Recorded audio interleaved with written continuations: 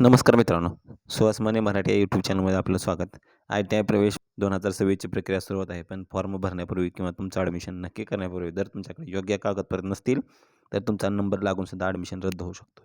त्यामुळे आजच्या व्हिडिओमध्ये आपण ITI प्रवेशासाठी अत्यंत महत्त्वाचे 3 टप्प्यात कागदपत्र बघणार आहोत. रजिस्ट्रेशन करताना काय लागेल, ॲडमिशन कन्फर्म करताना काय लागेल आणि सर्वात महत्त्वाचं म्हणजे शासकीय शिष्यवृत्ती स्कॉलरशिप मिळवण्यासाठी कोणती कागदपत्रे हवीत. व्हिडिओ पूर्ण बघा जेणेकरून तुम्हाला ती कोणतीही चूक होणार नाही. चला मग सुरू करूया. पहिला टप्पा म्हणजे फॉर्म भरताना लागणारी कागदपत्रे. सर्वात आधी जेव्हा तुम्ही ऑनलाईन रजिस्ट्रेशन कराल तेव्हा तुमच्याकडे ही 5 कागदपत्रे असणे आवश्यक आहे.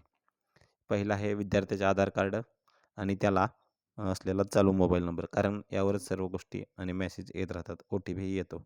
10वीची मार्कलिस्ट, गुणपत्रिका, शाळा सोडल्याचा दाखला, LC, जातीचा दाखला, कास्ट सर्टिफिकेट तुम्ही जर कॅटेगरीमध्ये असाल तर आणि नॉन क्रिमिनल प्रमाणपत्र आवश्यकता असल्यास, जे की कास्टमधून ॲडमिशन मिळवण्यासाठी आपल्याला लागेल. आणि ITI प्रवेश निश्चित ॲडमिशन कन्फर्मेशन करताना लागणारे कागदपत्रे. मित्रांनो, जेव्हा तुमचा लिस्टमध्ये नंबर लागेल आणि तुम्ही कॉलेजला जाल, तेव्हा तुम्हाला मूळ प्रती ओरिजिनल डॉक्युमेंट जमा करावे लागतात. त्यामध्ये तुम्ही ज्या शाळेत होता किंवा महाविद्यालयात शिकत होता तिथला मूळ शाळा सोडलेला दाखला, ओरिजिनल LC, 10वीचं मार्कलिस्ट, मूळ मार्कलिस्ट, ओरिजिनल जातीचे प्रमाणपत्र आणि नॉन क्रिमिनल लागू असल्यास, तुमचे 4 पासपोर्ट साईज फोटो आणि सर्वात महत्त्वाचं म्हणजे महाराष्ट्र आदिवासी प्रमाणपत्र म्हणजे डोमिसाईल सर्टिफिकेट, जे तुम्ही महाराष्ट्राचे रहिवासी आहात हे सिद्ध करतं. आणि आपल्याला तिसरा टप्पा आहे शासकीय शिष्यवृत्तीसाठी. शासकीय शिष्यवृत्ती स्कॉलरशिप मिळवण्यासाठी आवश्यक कागदपत्रे लागतील आपल्याला.